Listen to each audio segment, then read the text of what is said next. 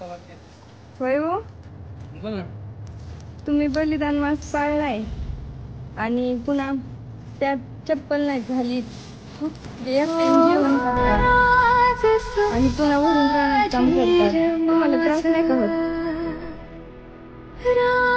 माझ्या राजाने सहन केलेला त्रास माझा त्रास काहीच नाही. काय सांग माझी वयाच्या अवघ्या 31व्या वर्षी माझ्या राजाने एवढा त्रास सहन केलाय. त्या त्रासात माझा त्रास काय?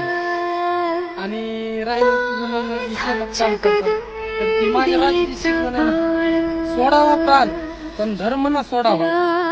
या उद्देशाने आज मी एक शेतकरी त्या हिशोबाने मी शेती करतोय म्हणजे माझा हा धर्म आहे शेती करणं.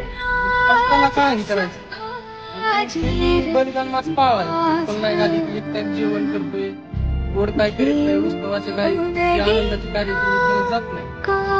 ह्याचं एकच कारण की आम्हाला हे सुतक असे महाराजांचे बलिदान मास वयाच्या 31व्या वर्षी माझ्यासारख्या त्या वयाच्या माणसाला अक्कल दाढ सुद्धा उगलेली नसती.